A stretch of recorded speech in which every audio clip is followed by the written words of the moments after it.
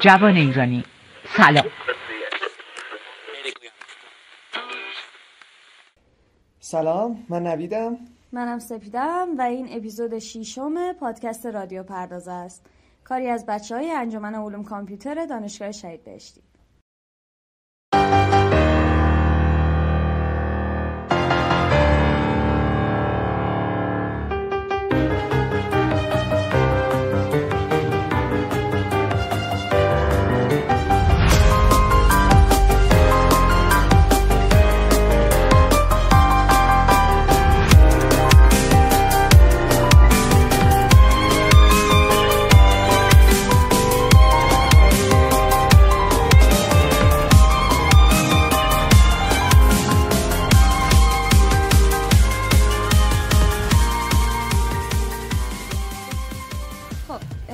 در خدمت استاد بیژن احمدی هستیم، یکی از اساتید دانشکده ریاضی که تقریبا میشه گفت به هر رشته‌ای توی مباحث ریاضیش یه دستی بردن. خب استاد خودتون رو یه معرفی میکنین؟ سلام، خیلی ممنونم که منو دعوت کردید.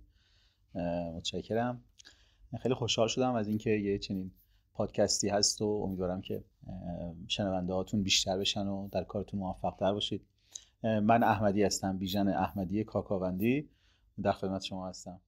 اصلا بیایم با سوال اول شروع کنیم که موقع انتخاب رشته چرا ریاضی؟ آره سوال خوبیه، اینو همیشه از من میپرسن. من یکم باید به عقب برگردم. من توی دوره راهنمایی که بودم، نمیدونم الان شما فکر کنم راهنمایی ندارید دیگه. نه، دوره اول متوسطه بهش اینجوری میگید. ما دبستان داشتیم، راهنمایی دبیرستان. خیلی علاقه‌مند به علوم انسانی بودم، خیلی زیاد، به خصوص به ادبیات و حالا یه ذره فلسفه و اینا خیلی نمیفهمیدم، ولی ادبیات خیلی زیاد، اینقدر شعر میخوندم و خیلی اصلا تقریبا مدرسه بودیم به اصطلاح مدرسه مثلا همین مثل استعدادهای درخشان اینا تو کرمانشاه. برای بقیه بچه‌ها یه ذره شاید عجیبم بود، برای اینکه همه دوست داشتن اون موقع ریاضی بخونن یا حالا پزشک. آره می‌خواستن مهندس بشن یا اگه نه حالا پزشک. حالا یکی دو نفر این وسط بودن می‌خواستن ادبیات بخونن که معلوم بود اینا مثلا یه مشکلی دارن، برای فرق دارن. تصادفاً سر یه اتفاقی با دوستایی که تو دبیرستان بودن همون استعداد درخشان آشنا شدیم. اینا مسئله حل می‌کردن. مسئلهشون هم این بود که فکر کنم اول دبیرستان بودن اگه اشتباه نکنم. مسئلهشون این بود که یه معادله درجه، یه عبارت درجه 2 رو چجوری تجزیه کنیم. مثلا x2 به اضافه 5 x به اضافه 6. دو تا عدد پیدا کن جمعشون بشه 5 ضربشون بشه 6. این خیلی منو علاقه‌مند کرد. خیلی الان به نظر یه چیزی خیلی کوچیک و خیلی بی‌اهمیت، برای من اصلا یه اتفاق بزرگ بود. بعد هم گفتم این چیه اون چیه، با اینا دوست شدیم و خلاصه خیلی به ریاضی علاقه‌مند شدم. سوم راهنمایی بودم دقیقاً سال آخره. انقدر من به ریاضیات علاقه‌مند شدم که همه چی رو ول کردم، یعنی درس رو ول کردم اصلا. یعنی میشستم مثلا کتاب توپولوژی مانکلز رو میگرفتم نگاه می‌کردم. اینجوری درس رو ول کردین؟ یعنی یک حالا دوستانی که منو میشناسن مثلا فامیل دیگران میدونن تقریبا یک سال اصلا از خود بی خود شده بودم، با اینکه الان که نگاه میکنم میبینم که چیزی هم واقعا اونجوری نمیفهمیدم. همش حس میکردم مثل اینکه شما عظمت یا زیبایی یه چیزی رو حس کنی ولی نتونی توضیحش بدی. و اصلا خیلی از همون موقع من تصمیم گرفتم حتما رشته ریاضی برم، پیور ماتماتیکس، اصلا نه چیز دیگه ای هیچ. و نمیدونم حالا بالاخره این ذهنیت من بود. حالا بعد که حالا کنکور دادیم، من سال 75 کنکور دادم، رتبه‌ام 75 شد ولی تو کرمانشاه، یعنی یه ذره، ولی همون موقع هم رتبه خیلی خوبی بود، یعنی خیلی جا میتونستم قبول شم. ولی ریاضی رو اول ریاضی زدم بعد فیزیک، اصلا انگار نه انگار که با اینکه خیلی عجیب بود و اینا. اولم شهید بهشتی رو زدم، اینم یه دلیل باز یه ذره عجیبی داشت. من اصلا تا اون موقع تهران نیومده بودم، اصلا هیچ ذهنیتی از این میدونستم شریف دانشگاه خوبیه یا تهران رو 50 تومانی مثلا این عکسش اینا 50 تومانی های قدیم. ولی یه دوست، یه همکلاسی داشتم آقای خالدی، این داداشش اینجا کامپیوتر میخوند، بعد هی تعریف میکرد اینقدر دانشگاه شهید بهشتی دانشگاه خوبیه، درخت داره، اصلا این جنگل خیلی ملاک خوب بود. آره من و جالبه با هیچ کی هم من مشورت نکردم، یعنی اصلا شما بگید که چیزه و اینا. ما زدیم ریاضی شهید بهشتی، بعد شریف، بعد تهران 3 تا، فیزیک 3 تا، تموم. گفتن آقا قبول نمیشی فلان، چی میخواد بشه. و خب قبول شدیم طبعا، اومدم اینجا و بعدن یه چند ماه بعد فهمیدم من چیکار کردم.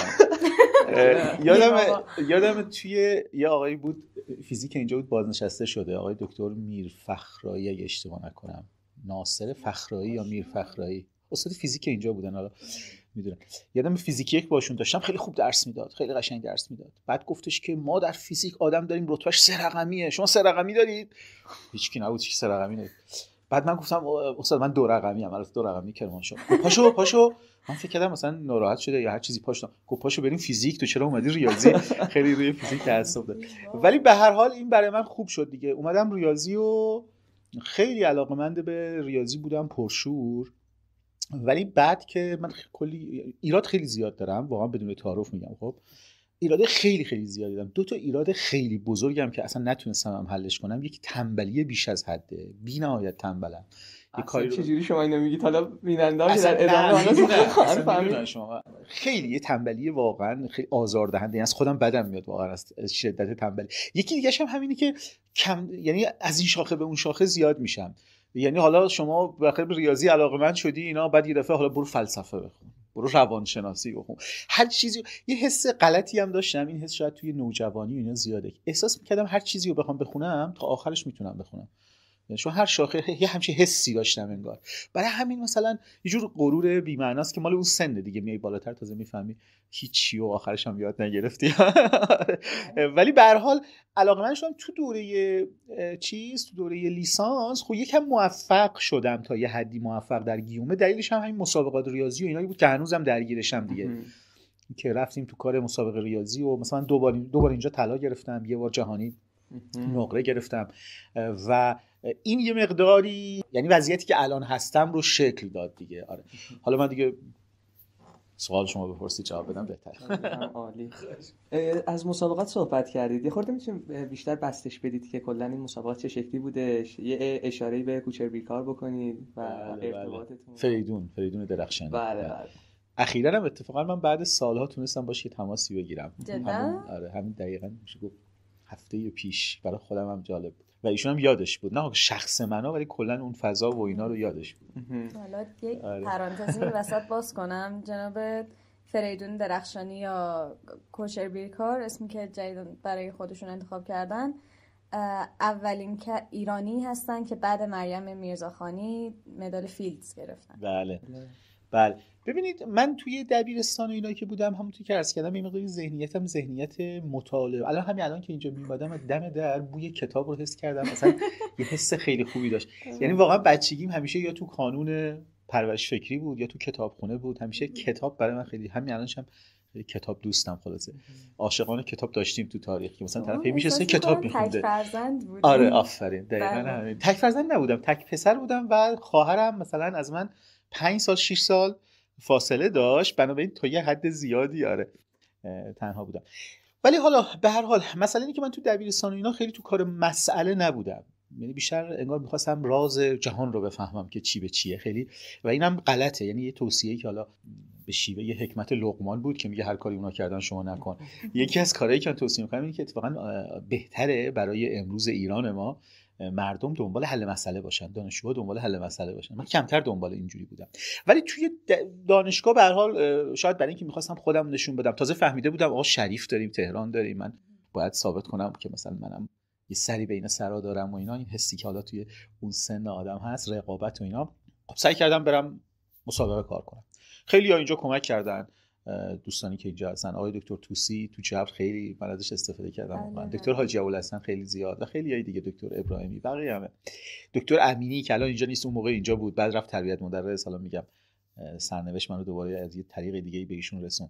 و خیلی رفتم تو کار مسابقه و اینا و خیلی به طرز غیر عادی موفق شدم. یعنی سال اول که شرکت کردم اولین غیر شریفی تو مسابقه بودم، سال 78 سال 79 که این آقای فریدون درخشانی از دانشگاه تهرانم بود، هر دو طلا گرفتیم و بعد رفتیم لندن دانشگاه UCL اگه اشتباه نکنم و اونجا من نقره گرفتم. آقای درخشانی اصلا مدال نگرفت، ولی بعضی دیگه از دوستان بودن حالا یه چیزای دیگه گرفتن و همونجا موند. حالا متاسفانه یا خوشبختانه یا هر چیزیشون پناهنده شد که البته کارش برای ما از نظر ما اخلاقی نبود، برای اینکه کارو خیلی سخت کرد. یعنی خیلی راحت ما رو فرستاده بودن بعد از اون دیگه خیلی سخت گرفتن برای، یعنی طبیعی بود که شما تیم میفرستی یه نفر پناهنده میشه دیگه جالب نیست.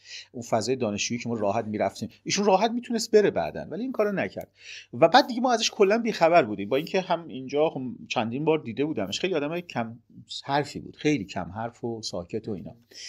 ما هیچ اطلاعی ازش نداشتیم تا اون سالی که نمیدونم سال چنده که 2000 چند بود که ایشون خانم دکتر گویا و بعضی دیگه رفته بودن کنگره بین‌المللی ریاضیدان‌ها توی برزیل. بعد ما یه گروهی داریم، گروه استادا، گفتیم آقا این برنده شده کوچر بیرکار ایرانی. ما ایرانی اصلا کوچر ما داریم. بعد نگاه کردیم آها کوچر یعنی کوچ کننده بیرم، یعنی عدد ظاهرا به کردی، مثلا بیرکار یعنی ریاضیدان مهاجر مثلا. بعد تو پرانتز مثلا تو ویکی‌پدیا نوشته بود فریدون درخشانی. گفت جان فریدون درخشانی این همونه مگه میشه؟ بعد دکتر گویا گفت آره. و بعد ما اینجا فارسی باش حرف زدیم، اون فقط انگلیسی جوابمون داده، فارسی هم حرف نزده با ما. البته یه دلیلش هم شاید این باشه خب زبانش کردیه، یعنی حتی فارسی شاید اون تسلط کامل رو نداشت. و بعد معلوم شد اینجا رفته هندسه جبری خونده، اونجا پیش یه استاد خوبی روی مسئله این که میگم مسئله محور آدم باشه تمرکز کرده و واقعا فیز گرفته، به شایستگی هم گرفته و خودش هم بخواد چه نخواد افتخاری برای ایران. به هر حال بعدن ایشون استاد کمبریج شده بود دیگه، ولی همسرشون چینی بودن و اینا. اخیراً رفته یه دانشگاهی توی چین. یکی از آشناهای ما که فامیلمون هم هست، آشنا هم هست، قبلا استاد فیزیک بود تو ایتالیا، اینم رفته بوده اونجا و بعد اینو میبینه صحبت میکنه اینا، میگه من فامیل فلانی ام، یادت دانشجویی ایران. بعد اون سفر خاصی گفت میگه آره فلان، بعد با هم تماس گرفتیم و خیلی این اتفاق هفته پیش بود، خیلی جالب بود. آره ولی به هر حال خیلی چیز نیست دیگه، یعنی حالا تصادف دیگه، اتفاق دیگه. بله این نظرتون کلا الان بحثم یه خود سمت اون جهت رفتهش اینه که در مورد مهاجرت یا حتی اون فرصت مطالعه که خودتون خارج از کشور رفتید، فکر کنم به نام مؤسسه ماکس پلانک بود اگر اشتباه نکنم. من آره یه دوره اونجا رفتم. و کلا تفاوت‌هاش با ایران، خود این فرصت، خودتون دیدتون نسبت به این موضوع چیه که خیلی هم میدونید که احتمالاً دانشجوها خیلی دارن بهش فکر میکنن، حالا خوشبختانه یا متأسفانه. این دو تا منظر رو یکم باید از هم جدا کرد با اینکه به هم ربط دارن. یکی از منظر علمی، علم واقعا مرز نداره، اصلا هیچ مرزی نداره. یعنی شما تو جنگ جهانی دوم آدما مثلا همدیگه رو میکشتن، در این حال دستاوردهای علمی همدیگه رو استفاده میکردن. یعنی اون چیزی که این کشف میکرد نصف دیگه‌شو اون انجام میداد، نصف دیگه‌شو مثلا داستان اتم رو آلمانی‌ها پیش بردن، دانشمندای آلمانی، بعد در نهایت امریکایی‌ها استفاده کردن. بعد اینکه علم مرز نداره، نمیشه کاریش کرد، شما علم رو نمیتونید. و به نظر من اگر یعنی بحث ما فقط پیشبرد مرزهای علم باشه، اصلا اینجا و اونجا و اینا نداره. علم کاملا بدون مرزه و هر جایی که تمرکز باشه. یه زمانی همه در نظامیه بغداد جمع می‌شدن از خوارزم و بلخ. حالا الان باید بریم هاروارد، خب بریم هاروارد. علم مرز نداره. ولی یه وقتی بحث زندگی آدم هاست یا بحث منافع ملیه یا چیزایی از این قبیله، خب ببین ایران ما الان در یه وضعیت خیلی آسیب پذیر و سختیه. من خیلی ناراحت میشم از اینکه آدما همینجوری میذارن میرن، واقعا میگم. یعنی آدم بره یاد بگیره کمک کنه، یا از اون طرف هم نمیدونم چه جوری میشه کمک کرد، مثلا از اونور کره زمین چه جوری میشه به اینجا کمک کرد. ولی به هر حال به نظر من یه مقداری آدم خوبه، نمیگم چیزی خوبه، از نظر من سلیقه من اینه که خوبه آدم بتونه، میگن رستگاری امر جمعی است، آدم فردن هیچ وقت رستگار نمیشه. خوبه اگه بتونه جامعهش هم بالا بکشه، یعنی یه جور در این حال خب طرف میگه اینجا کار ندارم، شغل ندارم، تورم فلانه بهمانه. درست، آره. ای کاش آرزو میتونیم بکنیم دیگه، ای کاش یه جوری باشه آدم بتونه راحت بیاد بره. یعنی من همون ماکس پلانک که بودم، من برای فرصت مطالعاتی البته اونجا رفتم، نه اینکه خیلی راحت. آره من البته ببین من حالا دلایلی داشت نرفتم، مثلا دلایل خانوادگی فرضاً نرفتم، میتونستم برم نرفتم، اینا میتونستم برم که هر کسی میتونه بره، یعنی ویژگی خاصی نیست. ولی منظور این که اونجا که بودم میدیدم خیلیا از این ور اون ور دنیا، حتی دانشجوهای چیز مثلا طرفدار دانشجوی مستر بودن، شون فوق لیسانس بود، بعد مثلا 2 هفته‌ای میومد اونجا میرفت. چرا تو ایران نیست؟ ما این همه ویزا و این همه فلان، این همه دیوار، ای کاش دنیا این همه دیوار رو نداشت و مثل قدیم که طرف از خوارزم پا میشد میرفت بغداد، میرفتیم اونجا، بعد میومدیم اصفهان، بعد میرفتیم نمیدونم شیراز، بعد میرفتیم. خب چرا باید؟ ولی خب الان اینجوریه دیگه، موقعیت اینجوریه. هر کسی به نظر من باید به تناسب شرایط خودش نگاه کنه. نمیشه برای همه نسخه‌های خیلی مثلا آرمانگرایانه پیشید که نه تو باید وایسی بسوزی و بسازی، نه دیگه. حالا هر کسی به خودش ببینه دیگه. بیشتر به روند زندگیتون بخوایم بپردازیم، شما استادی هستین که زیاد توی فیلد مقاله هم کاری نکردین، یعنی بیشتر درگیر مسابقات بودین و تدریس و فکر کنم چند تا سمینار هم توی علوم شناختی داشتین برای تدریس. ارتباط تدریس با علوم انسانی. خواهش میکنم. نه فکر کنم شما مثلا رزومه اینا رو دیدید تو سایت‌های دانشگاه و اینا. من حقیقتش سخنرانیتون دیدم. سخنرانی بود. یه سخنرانی کوتاه بود توی اسپیوتاک. اونو دیدی داره. آره. ببینید این که میگم تنبلم یه دلیلش هم همینه دیگه. و اینکه پراکنده کار میکنم الان معلوم میشه دیگه. من تمرکز روی یعنی به لحاظ پژوهشی چرا تا یه دوره‌ای روی یه موضوع پژوهشی خاص تمرکز کردم، ولی نه کلا این کارو نکردم. علاقه‌م بیشتر میشه گفت توی مثلثیه که یه سرش ریاضیه، یه سرش فیزیکه، یه سرش فلسفه و توی اینا بیشتر چرخیدم و اینا. منتها ببینید چند تا خیلی موضوع موضوعی عمیقه واقعا. یه وقت شما به اصطلاح فندق شکنی میکنید. یعنی چی؟ یعنی یه معما رو حل میکنید. خب یه معما رو حل. مثلا من بعد از کارهای دکترام تو ادامه همون تمرکز و فکری که رو کار دکترا داشتم، فرض کنید مثلا یه چیزی بود توی یه بحثی توی آنالیز هندسی که مثلا فرض کنید یه چیز خیلی کوچیکی، فرض کنید این رو انجام دادم توی یه جای خیلی خوبی مال نشریه انجمن ریاضی آمریکا چاپ شد و اینا، ولی نمیدونم مثلا من خوشم نمیاد. یعنی انگار همش عاشق نظریم تا اینکه عاشق یه تک مسئله باشم و این کار واقعا سختیه، یعنی کار شدنی نیست. یعنی آدم احساس میکنه که حالا به هر حال یه مسئله تو ریاضی داریم که میگن ریاضی‌دانا دو دستن، بعضیا قورباغه‌ان بعضیا عقابن. قورباغه‌ها وای میسن زبونشون دراز میکنن شکار میکنن، اینا مسئله حل کنن. عقابا اونایین که هی از بالا نگاه میکنن جای مختلف رو میبینن. البته ریاضی‌دانای بزرگ مثل پوانکاره و هیلبرت و اینا عقاب‌های قورباغه‌ای ان، اینا هر دوشن با هم. حالا ما که هیچ کدوم از اینا با اینا قابل مقایسه نیستیم، ولی علاقه‌ام بیشتر همون علاقه پروازیه بیشتر تا اینکه بشینم مثلا مسئله حل کنم اینا. با این حال یه مقداری حالا شاید چون فضا دانشجوییه شاید خوب نباشه گفتنش، کاش مخاطبش استادا بودن. یه مقداری بحث مقاله تو ایران یه مقدار خیلی زیادی مبتذله دیگه، بی‌معناست. میشه گفت اوورریتد یه جورایی، اصلا بی‌معناست. اصلا بی‌معناست. مثلا ببین من یه آدمی رو بدونی که اسمشو بیارم، حالا امیدوارم بعداً نفهمن کی بود. یه آدمی در یه رشته غیر از ریاضیات، خب تعداد زیادی نزدیک 300 تا مقاله داره. حالا از نظر دیگرانی که متخصصن میگن تقریبا هیچ ارزشی نداره، ولی به هر حال این آدم دیگه ته همه چیزاست دیگه، رنکینگ‌های دانشگاهی رو میگیره. وقتی شما 300 میخواد مهاجرت کنه، اخیراً همین پارسال به یه دانشگاهی تو اروپا اپلای میکنه که من بیا من چقدر مقاله دارم فلان بیا. اونا بهش میگن باعث افتخاره برای ما، باریکلا نمیتونی همه مقاله شما رو بخونیم، 5 تا مقاله‌تون رو میتونید به من بگید ما بررسی کنیم ببینیم شما چیکار کردید. و ایشون به گفته خودش میگه من هر چی فکر کردم هیچ 5 تایی رو نپسندیدم، چیو بفرستم هر 5 تایی رو بفرستم، میگن این که کاری نکردی که. این یه نمونه ای از وضعیت مقاله نویسی تو ایران دیگه. ولی حالا اینم داستانیه، فکر کنم وارد بحثش نشیم بهتر باشه. ولی یه داستانیه که یه داستان واقعا پردردیه، یعنی از یه زمانی شروع شد که آقا این مقاله بنویسید هر چیزی های مقاله کنید مثلا، بعد دیگه اینقدر تقلب درست شد که مثلا شما یه نکته رو 10 تا مقاله کن نمیدونم یک پرامپت میدی به جی پی تی یه مقاله برات. آره در حالی که ببین شما باید ببینید طرف اگه واقعا یه کسی در یه موضوعی صاحب نظره، ببینید میتونه پیش اون کامیونیتی متخصصان اون رشته یه سخنرانی 10 دقیقه یه تخصصی عمومی نه تخصصی بکنه یا نه که درگیر کنه ذهن رو. این یعنی تواناست، اصلا بتونه نظریه‌اش دفاع کنه. یعنی اصلا دارای نظریه باشه، بالاتر از اون اصلا بفهمه نظریه یعنی چی مثلا. خب ولی حالا از این بحث بگذاریم. خیلی همالی.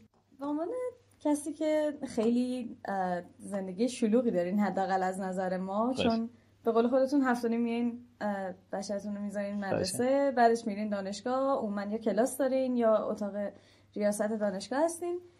این روتین خاصی که برای زندگیتون دارین یکم میشه توضیح بدین؟ مثلا اگه ساعت خاصی برای مطالعه اختصاص میدین یا ورزش خاصی میکنین اون وسط؟ شکل خاصی از مطالعه واقعا. آره غم انگیزه اینا آخه همش. من یه زمانی که دور نیست خیلی مطالعه می‌کردم. الان از زمانی که این یه مسئولیتی رو من پذیرفتم توی بحث مدیریت امور هیئت علمی که یه ذره زندگی البته کارمندی خیلی زندگی خوبی یا نمیگم بده، ولی یه کمی به اون فضا رفتم و دیگه خیلی خسته میشم، کمتر وقت میکنم.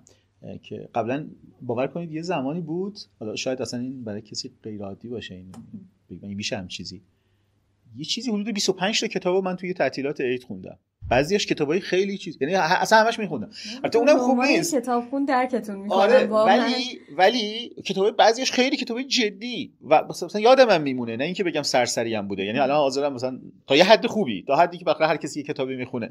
ولی الان یه مدت سر همین داستان انقدر صبح زود پاشو و بعد میرم خونه دیگه ساعت 9، اینم خوب نیست، باید حتما تغییرش بدم. ولی در کل به نظر من آدم خوبه که هدف داشته باشه، بدونه.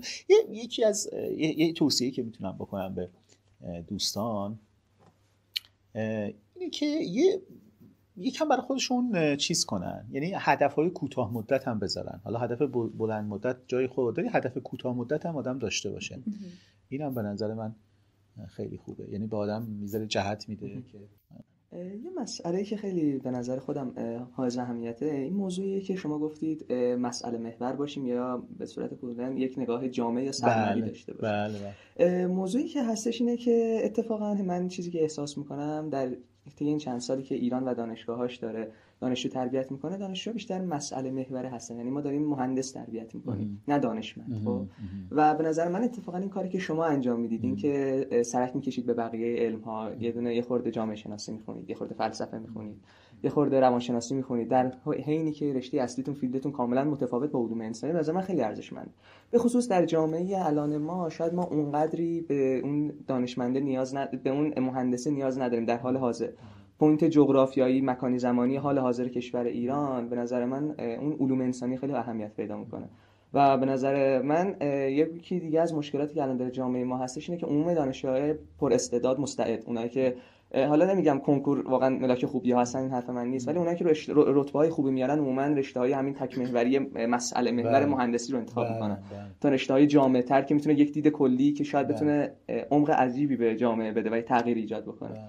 به نظر من این مسئله محوری شما هم برای شما یک پوینت خیلی مثبت بین استادای دیگه‌مون میشه و اینکه کلیتش خیلی چیز ارزشمندی. خواستم ببینم خودتون آیا به این نظر هستید؟ به نظرم اینجوری نگید که من مسئله محورم و اشتباه کنم. تا حدودی حرفتون درسته ها، ولی این نکته اینه که به نظر من نسخه کلی برای همه آدما نمیشه پیچید. خب ما یه آدمایی داریم مثلا اونایی که فرض کن تو گراف تئوری و اینا کار میکنن، بعضیاشون اینجوریان خیلی عشق. مثلا یه همکار داشتیم اینجا، شاید اسمش شنیده باشید، دکتر رضایی، مانی رضایی. این اصلا تو مهمونی هم که مثلا فرض کن میرفتیم خونه هم دیگه، گاهی یه چیزی برمی داشت، یه وسیله بازی باشه، معما حل می‌کرد. یعنی آدما متفاوتن، باید ببینی از یه آدم چی برمیاد، حل مشکلات باشه. آره ولی کلا این درسته. یعنی اگه می‌خوایم یه تمدن خوب داشته باشیم، حتما مهم هابرماس هم داشته باشیم، حتما مهمه یه متفکر یعنی اینا خیلی یعنی به این سمت هم. و برای اینکه اونم داشته باشیم پس باید هزار نفر اهل مطالعه و فکر باشن که از توش یه دونه مثلا یه ابن سینایی در بیاد، یه ابوریحانی در بیاد، یه آدم مثلا خیلی یه حکیمی در بیاد. این حرف درستیه. یه چیزی می‌خواستم بگم یادم رفت. آره ولی نمیشه برای همه نسخه پیچید به نظر من. در این حال اینم که شما میگید ما تو اصلا به نظر من به علوم انسانی به دلایل متعددی تو ایران خیلی داره ظلم میشه و این که ظلم میشه البته معنیش این نیست که علوم انسانی ما قویه ها، یعنی خیلی هم اتفاقا مشکل داره دیگه. حالا شاید من این صلاحیت رو نداشته باشم بگم، ولی حالا به عنوان یه آدم بیرونی دارم میگم، حالا شاید چون داره بهش ظلم میشه ولی وضعیت اسفناکه. ما حداقل تو ریاضی و فیزیک و اینا میفهمیم که آقا بالاخره چی ساختی ببینم وسیلتو، ولی اونا چون حالا ارتباط با اون یعنی اون قدری که فرض کن تو رشته‌های علوم پایه و مهندسی ما با دنیا در ارتباطیم، اونا با دنیا در ارتباط نیستن، پابلیکیشن به زبان بین‌المللی ندارن، ارتباط اونجوری ندارن. بعضن مثلا تو بعضی شاخه‌ها مثلا فلسفه تحلیلی و اینا خیلی البته خوب یه درخشش‌هایی صورت گرفته کم، ولی کلا و اینم خیلی بده دیگه. یعنی بد بودنش برای همون بحث تمدنی دارم میگم. در این حال حرف شما رو هم درک میکنم واقعا، اینم درسته دیگه. بستگی به آدما داره دیگه، بستگی داره آدما چطوری باشن. لطفا چیز نکنید. اسمش چیه؟ خودتون رو کوچیک هستن. خواهش میکنم. نه خواهش میکنم. شما خودتون رو بیشتر در چه زمینه‌هایی میگین که اوکی من این حوزه رو رفتم توش و توش میتونم بگم که خوب کار کردم. یعنی مثلا ما اومده بودیم پیشتون اینجوری بودیم که ببینیم من به ریاضیات هر حوزه یه دستی بردم. بله. حالا بعضی ببین اگه منظورتون تخصصه، این که بگم در یه چیزی خودم رو تا حد زیاد، تا حد خوبی یا قابل قبولی مثلا چیز بدونم، توانا در بدونم، حدی که با یه متخصص اون رشته بتونین وارد صحبت بشین. آفرین. میشه گفت حوزه کلیشو بخوام اسم ببرم متمتیکال فیزیکس، اما دقیق تر اگه بخوام بگم در واقع اپراتور تئوری که تو متمتیکال فیزیکه. این احتمال آره ببینید برمیگرده به در واقع، یعنی درسته یه منشأش منشأ ریاضیاتیه، ولی یه منشأ مهمتر یا یه موتیویشن مهمترش که انگیزه مهمترش بحث ریاضیات کوانتومه دیگه. ریاضیات کوانتوم خیلی ریاضیات پیچیده و دردسرسازی از روز اولش بوده تا همین الان، یعنی هنوز خیلی چیزاشو از نظر ریاضی استحکام ریاضی نداره، مثل اون انتگرال های فاینمن و اینا. خب این دقیقاً یه چیزی است که من خیلی روش فکر کردم و مطالعه کردم و کار کردم و همین الان یه خانمی هست که ایشون دکترای فیزیک داره، چند ساله با من پستاک بوده و اینا. الان ما داریم یه کاری میکنیم، شاید مثلا 100 صفحه تقریبا نوشتیم و مثلا خیلی امید دارم اینو بتونیم جای خوبی هم چاپ کنیم، شاید بیشتر هم بشه. در واقع ریاضیات کوانتوم از اون منظری که دیراک و بقیه بنیانگذاران کوانتوم این کارو میکردن. یعنی اگه منظورتون کار تخصصی باشه، من شاید بگم 3-4 سال اخیرم بیشتر کار حرفه‌ای، کار تخصصیم رفته برای همین موضوع، ولی چیزی که هنوز یه درفته و حالا خیلی جذابه ولی قشنگ لبه‌های خیلی عمیقه، خیلی عمیقه. بچه موقع خوبی هم رفتین سراغش و خب به اون علاقه هم دیگه نزدیکه دیگه. ریاضیات ببین شما مثلا تا دلتای دیراک رو احتمالاً شنیدید اسمش رو، تا به دلتای دیراک خیلی ممکن شنیده باشه. یکی از مثال‌های ساده‌ایه که برای فیزیکدان‌ها معنی داره، اینکه شما یه تابع دارید که همه جا رو خط حقیقی صفر به جز یه نقطه ولی انتگرالش یکه. واقعا نظر ریاضی این بی‌معناست، چون اگه به جز یه نقطه همه جا صفره، این انتگرالش همین. حالا اومدن ریاضیات براش ساختن، درسته؟ مثلا که 2 مدال فیلدز اصلا نصیب این کار شده، یکی شوارتز و یکی دیگری مثلا سوبولوف و دیگران. خب این یه مثالی است از اون چیزی که عرض می‌کنم، یعنی نظریه، یعنی ما متمتیکال ریگور، یعنی دقت ریاضیات برای اون مبنای فیزیکی، برای اون نظریه فیزیکی که داریم. حالا گفتی تخصصی این یه چیزیست که واقعا که وقت زیادی هم از من میگیره و خب خیلی باید مثلا ما نشستیم کارهای فرض کنید کارهای حتی هیلبرت یا شاگرداشو نشستیم مثلا باز کردیم خوندیم و چه ایده های مثلا ناب اون موقع تا کارهای امروزی، کارهای خیلی در واقع بروز ریاضی و این. حالا ببینیم چی میشه. خیلی هم عالی. یکی دیگه از فیلدهایی که الان شما دارید توی دانشگاه واسه دانشجوهای ارشد ریاضی ارائه میدید بحث دیتا ساینس هست. بله. اصلا اولین مواجهتون با فیلد دیتا ساینس چطور بود و چی شد که به این سمت رفتید؟ آره من داشتم فکر میکردم که داریم با علوم کامپیوتری صحبت میکنیم ولی همش از ببین مسئله اینه که من اینجا یه صحبتی داشتم یه بار راجع به اینکه دیتا ساینس به عنوان پارادایم 4، نمیدونم دیدید یا نه، برای ورودیای جدیدمونم 1-2 سال بیاد سخنرانی ورودی افتتاحیه معمولا میکنم، خیلی روی این تاکید میکنم. بعضی همکارای من شاید زیادم خوششون نیاد که من شخصا اینجوری میبینم صحنه رو که اساساً وارد دنیای جدیدی شدیم کاملا که مبنا و محورش دیتا ساینسه. یعنی شما حتی اگه رشته تاریخ هم بخواید بخونید باید دیتا ساینس رو بلد باشید تا حد خوبی. ریاضی که جای خود داره، اصلا درک ما از ریاضیات هم دیگه تغییر میکنه. یعنی حالا خیلی ساده بخوام بگم، یک ایده ای وجود داره که میگه در شما تاریخ ریاضی و حتی علم به یه معنا یه زمانی صرفا همه چی تجربی بوده، مثل دوره بابلیا هست. میگفتن آقا مثلا اگه محیط دایره رو میخوای قطرش رو ضرب در 3 کن. چرا؟ خب بیا بریم اندازه بگیریم دیگه. یه زمانی دوران استدلالی بوده که با کار اقلیدس و اینا تا همین الان هم البته ادامه داره که شما اگه میگی فلان چیز درسته اثبات کن. چرا اگر در مثلث 2 ضلع برابر باشن 2 زاویه برابرن اثبات کن. یک خطی رو رسم میکنم، این 2 مثلث هم نهشتن، اثبات کن. یک دوره کامپیوتیشنال بود، یعنی با اومدن کامپیوتر و وسایل محاسبه و اینا اصلا اکسپریمنتال ماتماتیکس داشتیم، یعنی ریاضیات تجربی که حالا خیلی هم میومدن چیز میکردن دیگه، روش‌های عددی. شما میخوای یه کاری رو انجام بدی، باشه همه اینا درست، مثلا معادله نویر استوکس نمیتونیم حلش کنیم فلان، ولش کن، ریاضی‌دانا چی میگن، بیا محاسبه کنیم، مهندس میسازه اون چیزی که میخواد ازش میسازه، محاسبه تا حد خوبی کار. حتی من یادمه چون یه بعضی کارهای تو آنلاین زدی هم کردم، من بعضی وقتا به این دوستای آنلاین زدیمون میگفتم ببین من یه روش اینجوری دارم ولی خب باید ثابت کنم این همگراست. میگفتن بابا کی ثابت؟ یه بار روش نیوتن رو برای یه چیزی ثابت کردن همگرا، هیچ کی ثابت نمیکنه. و من اصلا این فرهنگ رو درک نمی‌کردم به عنوان کسی که از ریاضی اومده. میگفتن نه باید کار کنه، شما یه تست بگیر، خب یه جدول، یه نمودار بکش، بگو ببین کار کرد. دوباره برگشتیم به زمان بابلی ها انگار. خب یعنی اثبات این که حالا این چرا همگراست، ریت همگراییش چقدره، اینکه خطاش چقدره، اینا مثلا دیگه اون خیلی اهمیتی نداره تجربه. ولی از یه زمانی به بعد با اومدن همین هوش مصنوعی و دیتا ساینس و اینا که به نظر من تحول بسیار بسیار مهمیه، یعنی من الان شک دارم که حتی این تحول، یعنی نمیدونم این تحول مهمتریه یا کشف اینترنت مهمتر بود. این بحث AI اصلا شاید واقعا ما رو به یه سمتی ببره که گذشتگان ما اصلا هیچ تصوری دیگه ازش نداشتن. آره توی این دوره دیگه ریاضیات اصلا اون معنای سابق رو هم نداره. ببین یه ریاضیدان بسیار بزرگی تو همین شاخه‌ای که من دوست دارم، توی همین بحث PD و اپراتور تئوری و متماتیکال فیزیک، ریاضیدان بسیار بزرگی هست به نام یورگن یوست توی آلمان، یعنی فقط ماکس پلانک که ولی توی شهر دیگه، نه اون بون که من رفتم. خیلی آدم بزرگیه، اصلا یه قولیه واقعا. شاید مثلا 10-12 تا کتاب فقط برای اشپینگر نوشته، آدم درجه یکیه. خب من همیشه کاراشو تعقیب می‌کردم. 1-2 سال پیش سر زدم به سایتش چون میدونستم مقاله‌هاشو میذاره اونجا که نگاه کنم، دیدم که سایتش شده دیتا ساینس سنتر، یه مرکز دیتا ساینسه و من اول فکر کردم اشتباهه، دیدم نه آره واقعا همینه. یعنی اون کسی که بنابراین اصلا ضرور چه بخوایم چه نخوایم، خوشمون بیاد نیاد، اگه کسی میخواد زنده بمونه، عصر دیتا ساینس شروع شده. مثلا این یه چیز تردیدی توش نیست و عصر هوش مصنوعی. حالا این حرف کلی. شخصا برای من خب کسی که خیلی موثر بود من به این سمت بیام آقای دکتر حاجی ابوالحسن بود که جاشون واقعا خالیه. ایشون آدم خیلی درجه یکیه.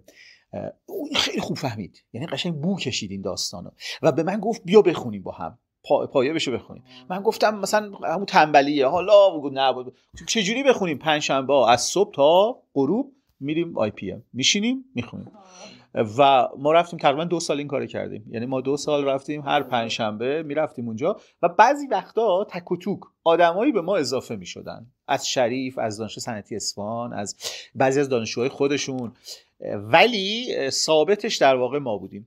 بیا ماشین لرنینگ بخون، دیپ لرنینگ بخون. البته دکتر خوب خیلی بیشتر و بعد اصلا سر این موضوع جاب گرفت و اصلا رفت. خب حالا من نقصم ببین داستان من فرق می‌کرد، ولی با هم اینجا برای اولین بار تو ایران دوره دیتا ساینس ارشد رو راه انداختیم. اولین دیتا ساینس ارشد تو ایران تو رشته ریاضی، خب نه رشته علوم کامپیوتر نمیگم، ما رشته ریاضی گرایش دیتا ساینس اولین بار ما راه انداختیم.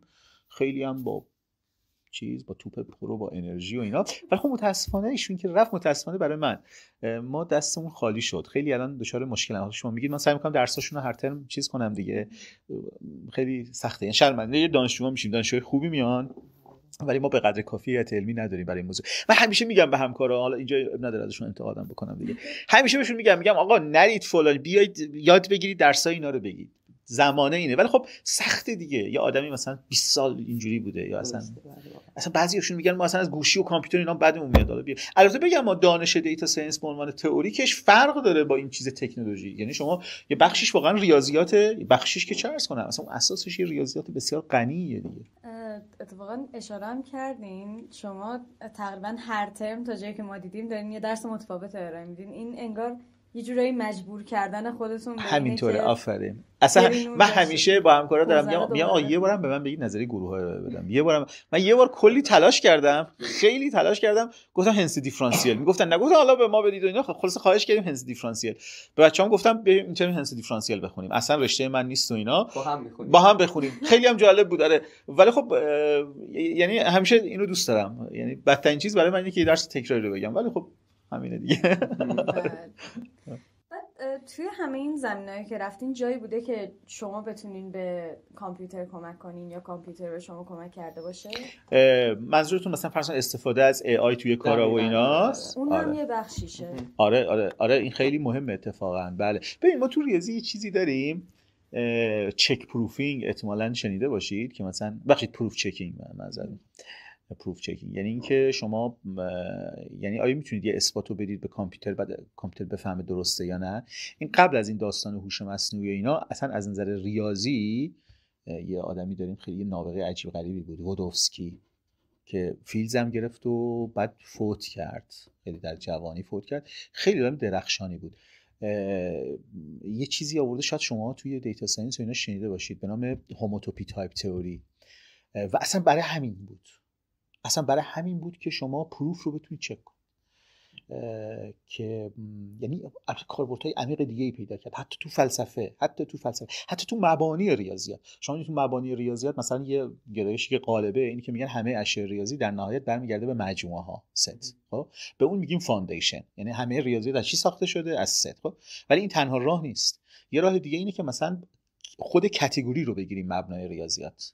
خب یه راه دیگهش همین نیست که آقای وودوفسکی پیشنهاد میده که البته ریشه‌اش به راسل برمیگرده. تایپ تئوری اولین بار کار راسل در واقع، ولی هوموتوپی تایپ تئوری به عنوان یه فاندیشن ریاضی خیلی مثلا میخوام بگم که ببین خیلی این که واقعا در هم، یعنی اگر عمیق بشی، من همیشه اینجوری تشبیه میکنم برای خودم که شما مثل این میمونه که شما یه درختایی رو میبینی خیلی گاهی هم دورن از هم دیگه یا بی ربطن، میوه‌های مختلفی دارن، ولی اگه ریشه های اینا رو بگیری بری پایین، یعنی هر چی که آدم عمیق‌تر میشه نروتر میشه، همش آخرش میرسه به یا کسی هست مثلا رالز، جان رالز، این فیلسوف سیاسیه، درباره عدالت و سیاسی و دموکراسی و نمیدونم اینکه جامعه درست چیه و اینا حرف میزنه. من این کتابی ازشون میخوندم 100 صفحه 200 صفحه اولش احساس میکردم داره منطق میگه درباره اصلا چیزای از اینکه یه چیزی آیا وقتی میگیم الف ب یعنی چی، این همان بودن یعنی چی. ببین شما هر چیزی رو به قدر کافی اگر عمیق بشید میبینید که چقدر رشته‌ها به هم پیوند دارن واقعا، ولی تو سطح که بیای هر دوش هم خوبه دیگه. حالا هر کسی یه جایی ممکنه یه کاری بکنه. حالا این شاید خود از بحثمون هم جدا باشه، تو فلسفه علم به همین میگن نظریه داروینی علوم. بله از ترکیب علوم شاخه‌های جدید متولد میشن و اینها، ولی همه رو برگردیم عقب به یه دونه ریشه جد خالص. برای همینم در گذشته یه آدمی همه چی بلد بوده، الان دیگه نمیشه. آره یه زمان نمیشه دیگه. حکمای قدیم الان سر اینکه ریشه چه رشته‌ای واقعا دعوا. هیچ کدوم از اینا نیست دیگه. مثل اینکه بگیم اولین موجود انسان بوده یا ماهی بوده یا فلان، هیچ کدوم از اینا نبوده، همون موجوده بوده دیگه. اتفاقا چون سر کلاس هم، یعنی کلاس که ما باهاتون داشتیم، آدم بودین که خیلی همه چیزو به هم ربط میدادین و واقعا اون جلسات جذاب‌ترین جلسات درس بود، با اینکه هیچی نمیفهمیدیم ولی خب نه اینکه خوبی. مثلا یه در مورد همین AI، این که در مورد استفاده ازش، خب یعنی کلیتی که مثلا حتی در نوشتن مقاله ها باشه، کنجکاویایی که ازش داشته باشیم اینا، به نظرتون خودتون چقدر استفاده ازش الان توی عصر حاضر برای یک انسان، حالا نمیگم دستاوردهایی که میتونه داشته باشه، دستاوردهایی که برای ما میتونه داشته باشه، مثلا توی فیلد ما میتونیم مثلا بگیم که کدها رو برای ما بنویس و کارمون رو راه بندازه، ولی خب شاید اون یادگیری دیگه صورت نگیره پس از این اتفاق. توی ریاضیات به نظر شما نگاهتون نسبت به این موضوع چیه؟ مثلا این استفاده ازش تا کجا خوبه که به عنوان ابزار ازش استفاده کنیم، کجا میتونه لطمه بزنه به کسب دانش ما، و کلا خودتون چطور استفاده میکنید؟ من خیلی مثبتم، با اینکه بعضیا میگن خوب نیست، ولی من کلا مثبتم. یعنی به نظر من کار خوبی اتفاقا از AI استفاده کردن. طبعا مثل هر چیزی آدم باید بدونه درست استفاده کنه، ولی برای ریاضیدان یکی از ببین AI میتونه جایگزین خوبی برای چیز باشه. یعنی یکی از ساده‌ترین کارهایی که با AI میشه کرد اینه که شما ابسترکت بهت بده، یعنی شما موضوعات مختلف رو ازش بخوای، ارتباطات رو ازش بخوای و با گفتگو بتونی در بیاری. حتی میتونه خیلی کمک کنه برای، حالا شما میگید برای حتی نوشتن، یعنی شما حالا ایده تو خیلی خوب با AI در میان بذار و بعد بگو اینا رو بنویس برام، ادیت کن، این کارو بکن، و این خب تو دقیقاً مثل هر وسیله دیگه ای تو عمر آدما اصلا عمرشون رو طولانی‌تر میکنه در واقع دیگه، درسته؟ برای من این از هر جهت خوبه. ولی حالا یک سوال، یه بحثی هست که آیا در نهایت AI میتونه اون خلاقیت انسانی رو مثلا داشته باشه یا نه؟ باز اغلب میگن نه. من خودم حقیقتش، حالا بین خودمون بمونه هیچکی نفهمه، من فکر میکنم میتونه. الان نمیتونه ولی علل اصول میتونه. یعنی یه زمانی ممکنه برسه که کاملا بتونه خلاقانه ترین کارهایی که انسان میکنه. من هم جهتم با شما، ولی شاید الان نمیتونه. خب بله الان نمیتونه. آره. اوکی، ولی فعلا طفلی 4 ساله 5 ساله. آره ولی به نظر من علل اصول هیچ مانعی وجود نداره. حالا یکم به این سانتوسو هم رفتیم. شما در زمینه فلسفه هم کارهای زیادی کردین. یعنی میدونیم که پادکست دارین، به قول خودتون بخش یکی از زاویه‌های علاقتون این بوده. این فلسفه خوندنه به این که شما ریاضیدان بهتری باشین یا استاد ریاضی بهتری باشین کمکی کرده؟ شاید. ولی ببین من فلسفه رو همیشه فلسفه دوست داشتم، همیشه. خب یعنی علاقه شخصی آره یه زمانی یه چیزی دوست داشتم، بعداً فهمیدم اسمش فلسفه است. اینجوری بوده. ولی خب تو سالهای اخیر به خصوص یه دوستای خوبی اینجا پیدا کردم، حالا شاید اسم نیارم دوست نداشته باشن، ولی اینا خب آدمای حرفه‌ای هستن. تو دانشکده خودمون؟ نه تو دانشگاه خودمون. گروه فلسفه نیستم، گروه مطالعات علم و فلسفه، مطالعات بنیادین علم و فلسفه. فکر کنم اونا جزو دانشکده الهیات ما باشن. نه پژوهشکدن. دانشکده اصلا نیستن. آره گفتم اشتباه، پژوهشکدن. آره. و جای دیگه که منو با این آشنا کردن که فلسفه اینجوری نیست که یه نفر بره بالای منبر صحبت کنه. فلسفه دقیقاً مثل ریاضیات، مثل فیزیک، شما باید دقیق پپر بنویسید، داوری بشه و خیلی دقت. و من حالا سعی کردم یه کارایی بکنم. می‌دونید ما اصلا پپر فلسفی مشترک هم نوشتیم توی جای خیلی خوبی. اخیراً هم یه چیزی نوشتیم که این خیلی چیز جالبیه، ممکنه جای درجه یکی واقعا چاپ بشه. عمیقاً فلسفیه، راجع به پرسپکتیویسم، یعنی چشماندازگرایی. عمیقاً راجع به شاید یکی از اساسی ترین مسائل فلسفه است. خیلی هم وقت گذاشتیم روش و یه چیز درست حسابی. حالا ببینیم، همین روزا من منتظرم نتیجه بیاد، ببینیم اگه این چیز بشه واقعا، اگه این واقعا یه جا میتونیم یه جای خوبی بتونیم چاپش کنیم. خیلی خیلی شخصا برای من حس رضایت خیلی عالی، در حالی که مثلا از معیار دانشگاهی اصلا ممکنه بگن آقا این که اصلا رشته تو نیست، ربطی نداره، یه هابیه، مثلا اینکه رفتی بیرون مثلا گل کوچیک بازی کردی یه گلم زدی. خب ولی موضوعش خیلی اصلا بسیار عمیقه، نه اینکه حالا اگه در اومد بعدن حالا همه میفهمن. آره فلسفه کمک کرده به من. آدما بعضیا علاقه فلسفی، خیلی علاقه فلسفی ندارن، اصلا طبیعیه. آره خیلی هم درسته. البته فکر میکنن ندارن، یعنی با همون وارد بحثن بشی میبینی آها دقیقاً اصلا هیچ انسانی نیستش یه نگاهی آره سوالات فلسفی نداشته. اینه که من مثلا یه بار شروع کردم یک کتابی از یه نویسنده ژاپنی بود، حالا دقیق نمیدونم، ولی کتاب به قول خودش فلسفی بود و برای من بیشتر اینجوری بود که انگار یک سوال ساده رو اومده خیلی پیچونده و میخواد بگه که آره این چیز بزرگیه. حالا نوید دقیقاً برعکس منه. نوید الان شما یه تحلیل فلسفی خوبی کردید که آیا میشه یه چیزی رو که ساده آدم درک میکنه، آیا بخشی از فلسفه این نیست که این کارو هدف اینه که ببینم این آیا کمکی به انسان میکنه؟ یعنی شاید شما بتونید بیشتر آره ببین فلسفه، ببین یه بخش مهمی از فلسفه اینه که تناقضا رو نشون بده. این خیلی مهمه. دقیقاً شما ممکنه بگی من مثلا در فلان موضوع علاقه‌مند به فلان چیزم، باید اینجوری باشه. مثلا یکم شاید سیاسی بشه، خوب نباشه بگم، ولی حالا الان یه جریانی ایجاد شده توی بخشی از جامعه، همزمان دو تا حرف میزنه که اینا متناقضن. از یه طرفی میگه نه فقط سود مهمه، ما باید بازار آزاد، سود خودش همه چی رو تنظیم میکنه، انسان‌ها رو ول کنید. خیلی خوب باش، پس اصل با سود دیگه، قبوله؟ بعد از اون طرف خیلی ملی‌گراست، ایران ما یعنی چه اگه از سود تو باید شاید نفع تو در این باشه که خلیج فارس رو ببخشی به عربستان دیگه، اگه سود اینه تو نباید بگید. میدونی چی میگه؟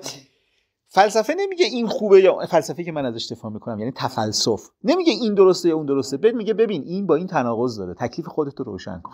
خب این یه مثاله، یعنی مقصود اینه که شما فلسفه باعث میشه که این حرف ژیل دولوزه شاید خود تنده، میگه فلسفه کارش آزردن حماقته، کار دیگه ای نداره. دقیقاً. یعنی فقط به تو بگه ببین، یعنی به نظر من نمیشه گفت، این نظر منه، حالا نمیشه گفت فلسفه گفته اینجوریه، نه آقا فلسفه اینو نمیگه. فلسفه به تو میگه که این ایده با این ایده چقدر سازگاره، چقدر نیست، این با اون چقدر، بهت نشون میده، روابط رو نشون میده که تو اینو بهت نشون میده. هیچ وقت فلسفه پاسخی نمیده بهت. وگرنه اگه میخوای علم ساینس، شما بیا اگه میخوای ببینی که مثلا چرا آب اگر این نمیدونم ماده رو توش بریزی اینجوری میشه، خب برو آزمایش کن، نظریه بده، این کارو بکن. خیلی هم عالی. خواهش می‌کنم. الان تو خود فلسفه چه حوزه‌های تخصصی تری رو الان کار می‌کنین؟ الان مثلا من یه خورده حالا رفت آمد دارم با دانشکده ادبیات ما، گروه فلسفه‌مون، میدونم که الان روی فلسفه علم و ویژه بحث همین AI خیلی دارن تحقیقات انجام میدن، کار می‌کنن، مقاله میدن بیرون. و می‌خواستم ببینم خودتون الان دارید توی چه حوزه‌ای جدا از اون موضوعی که فهمیدید دارید روش کار می‌کنید و به زودی هم امیدواریم مشتاقانه همین بحث فلسفه علمه و بحث به یه معنا بحث اپیستمولوژی و اینا میشه اسمش گذاشت. بله. ولی هم چیزیه دیگه، اینجور چیز هست. جدا از اون چطور مثلا به فلسفه ریاضی هم البته خیلی مرتبطه ها. اینکه خود فلسفه اخلاق، فلسفه سیاست اونا رو خیلی دوست دارم. من خواننده همه اینا خیلی زیاد داره، خیلی علاقه‌مندم، خیلی زیاد. اتفاقا حالا گفتید شما پادکست دارید، می‌خواستم یه قسمتی راجع به پیتر سینگر بنویسم، یعنی پر کنم وقت نمی‌کنم. اتفاقا درباره پادکست فلسفی هم خودتون دارین فکر کنم فقط درباره اخلاق، مثلا اون چیزی که می‌خوام بذارم مثلا.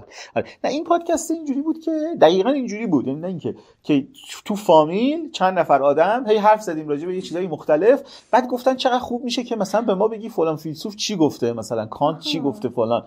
گفتم بابا من که آخه تخصصی ندارم، من رشته‌ام نیست. گفتن نه همین حرفای دوره همی که میزنیم. گفتم باشه با 5 6 نفر. بعد یه خورده دیگه وسیع شد و یه خورده لو رفت، ولی خیلی من دوست نداشتم به خاطر اینکه هی روش تاکید میکنم، میگم آقا من اصلا متخصص نیستم، این یه گفتگوی دوره همی.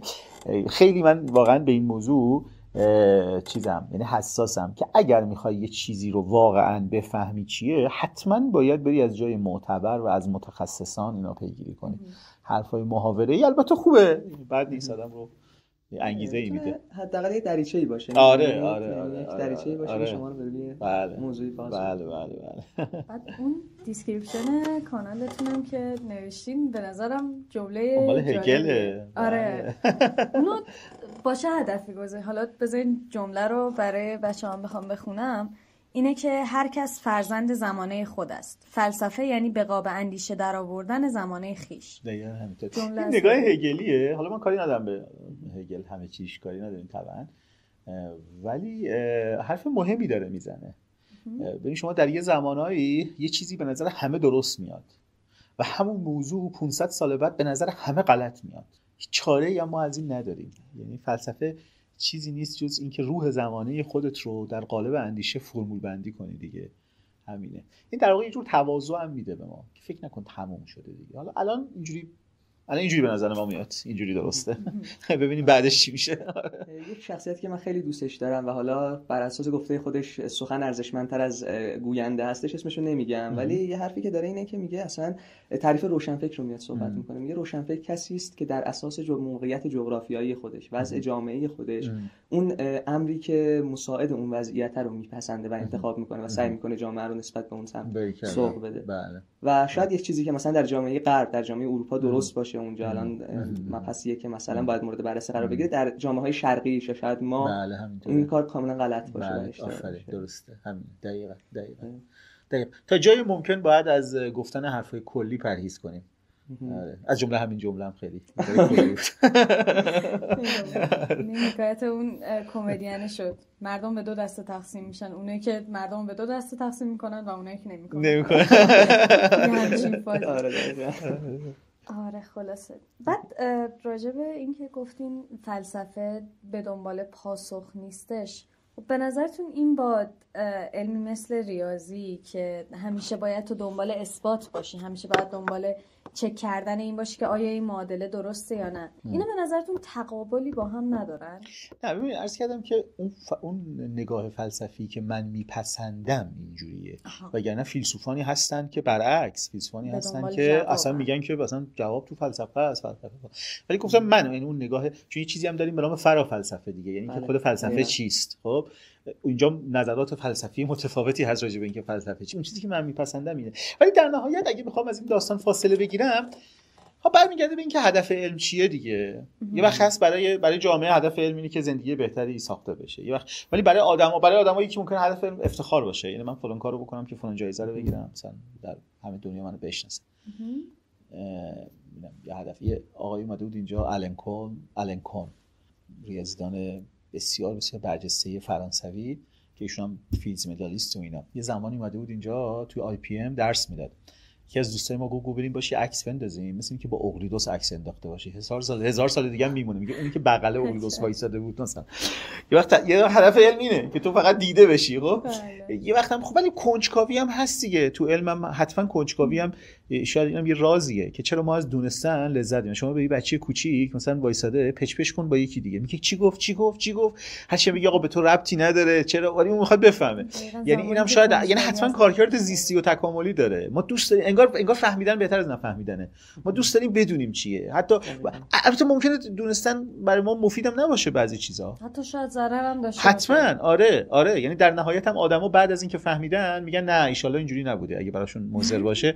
خیلی هم این هست دیگه، یعنی آدما خیلی وقتا حقیقت رو میپوشونن برای خودشون که بتونن راحت‌تر زندگی کنن. مثلا خیلی از دلایلی که آدم‌ها به این سوالات رو نمیارن به خاطر اینه که اینا جوابی واسه خودشون پیدا کنن که قائل میشه. مثلا میگن هر چی شد. اینم هست دیگه، یعنی اکثر آدما میگن آقا مگه سری که درد نمیکنه چرا دستمون ببندیم؟ اینم هست. در صورتی که حالا دیگه به آدما بستگی داره. نه به آدما بستگی داره واقعا.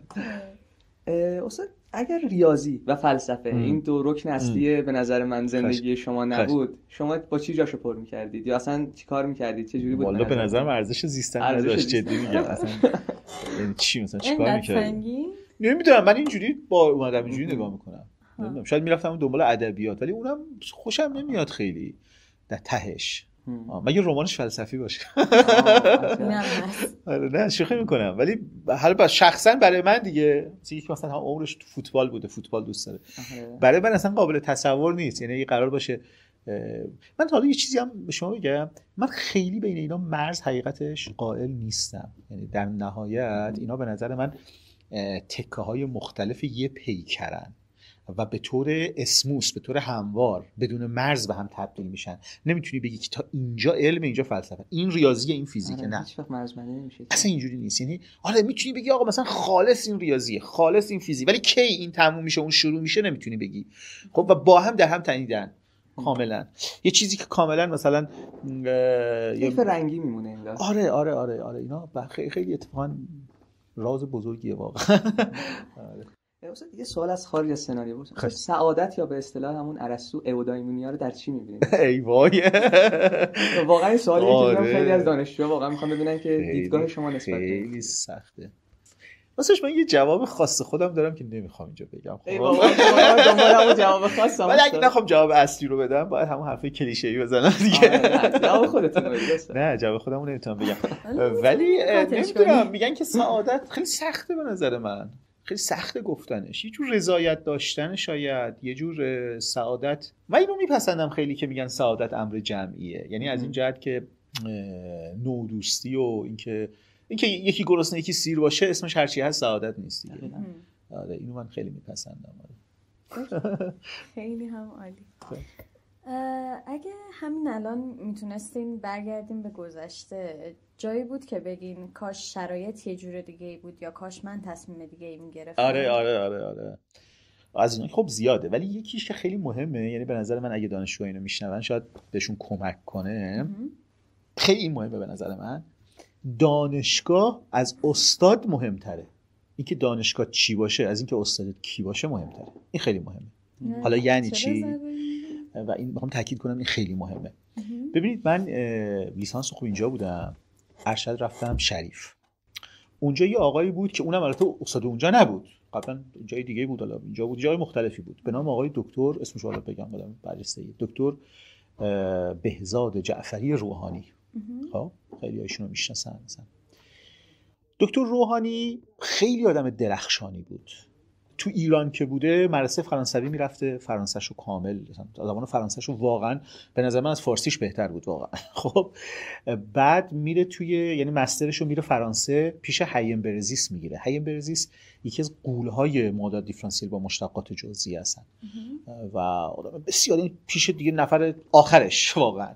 و بعد میره دانشگاه ییل دکترا میگیره. ییل میتونید دانشگاه معتبریه. پیش کی؟ پیش کاکوتانی شاید 10 تا قضیه و نمیدونم حکم و اصل و اینا تو ریاضی به نام کاکوتانی داریم. معروف ترینش قضیه نقطه ثابت کاکوتانی که بسیار کاربرد داره تو الگوریتم و تو این چیزا. دکتراشو پیش کاکوتانی میگیره. یه آدمی با این سوابق، یعنی اصلا دیگه درخشان. خب تو شریف که رفتم من و چند نفر دیگه رفتیم دانشجوی ایشون شدیم، دانشجوی دکتر روحانی شدیم. من فوق لیسانس هم دانشجوی دکتر روحانی بودم. تموم که شد فوق لیسانس، دکترا چیکار کنیم؟ خب شریف میتونستم بمونم. خیلی از بعضی استادای اونجا اصلا خودشون هم به من گفتن خیلی هم خوب بود، رشتهشون هم خوب بود، عالی. من گفتم نه من با دکتر روحانی، من دکتر روحانی رو ول کنم با کسی دیگه درس. خب دکتر شما گفتن دکتر روحانی که نمیتونه اینجا دانشجو بگیره، دکترا ما نمیگیریم، به استاد خارج خودمون دکترا نمیدیم. گفتیم چیکار کنیم؟ گفتیم آها دانشگاه تربیت مدرس تازه راه افتاده، ریاضیش استاد نداره، حاضر استاد مدعو قبول کنه.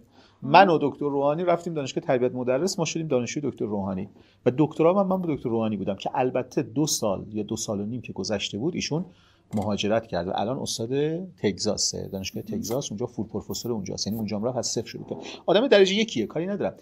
من استاد رو به دانشگاه ترجیح دادم و اشتباه کردم واقعا. یعنی ای کاش این کار نمی‌کردم و اینو به همه توصیه میکنم. به نظر من اگه مثلا تو شریف میموندم برام بهتر بود از یه جهتایی. شاید منظورتون از نظر جوه یا آره ببینید دانشگاه شخصیت داره. شما اگه میتونید دانشگاه بهتری برید هر کی، یا اگه میتونید جو دانشگاه، استاد خیلی مهمه ها، استادم جو دانشگاه رو تغییر میده، اینم درسته، ولی در نهایت نمیتونید بگید نه من میرم فلان جا ولی استادم آدم قویه یا آدم خوبیه. نه به نظر من یعنی اگه من برگردم عقب نمیرفتم با دکتر روحانی دیگه کار کنم، من تو شریف میموندم. بحث همون چیز دیگه، جوامع رشد اجتماعی علمه. خب مثلا چیزی که توماس کوهن داخل کتاب انقلاب‌های علمی خودش میگه همین، میگه که اصلا برای اینکه ماهیت سوشیال داره، ماهیت کاملا سوشیال داره. هیچ دانشمند فردگرایی نمیتونه یک حرکت بزرگی دقیقاً بله همینطوره. آفرین، درود بر شما. بنابراین دقیقاً همینه، یعنی علم هم یک محصول اجتماعی و انسانی و فرهنگیه. شما در خلأ نمیتونید دانشمند بشید، به تنهایی نمیتونید، باید حتما شبکه، هر چی ارتباط بیشتر باشه دانش با کیفیت تری تولید میشه. یعنی اینکه تصمیم بگیرین جوه رو بخواین عوض کنین که اونم هست دیگه. ببین اینا با همه، یعنی یکم این یکم اونه. یعنی من به نیاز به یه سری آدم دارم که ارتباط بین‌المللی داشته باشن، نیاز به یه سری آدمم دارم که اینجا رو تغییر بدن و بعد اینا با هم در ارتباط باشن، جزیره‌های جدا از هم نباشن و آرام آرام بشه درست کرد. خیلی عالی استاد، ممنون از وقتی خواهش می‌کنم. سلامت بشید. صحبت جذابی بود. نه خواهش می‌کنم. سلامت بشید. مرسی، امیدوارم که موفق باشید. ممنون شما. خب دوستان، اینم از فصل دوم پادکست رادیو پردازه اپیزود 6. پادکست ما رو میتونین توی کست باکس و شنوتو دنبال کنین و به اپیزودا راحت‌تر گوش بدین و دیگه صحبتی نمونه. من هم تشکر میکنم هم از استاد که وقتشون رو به ما دادن و هم از شما که نشستید و گوش کردید. ممنون از شما دوستان. مرسی که به پادکست ما گوش میدید و بدانید آگاه باشید که گاهی باید پردازش نکرد و رد شد.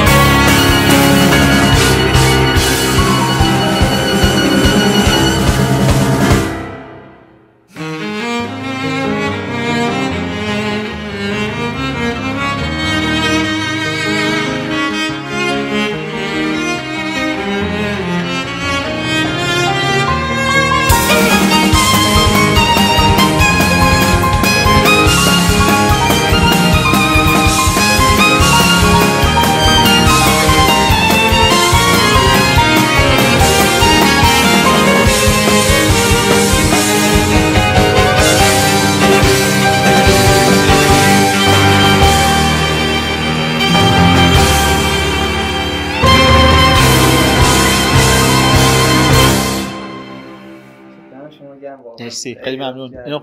اینو شما قطع کنن؟ جالب. نه اوکی خیلی ممنون.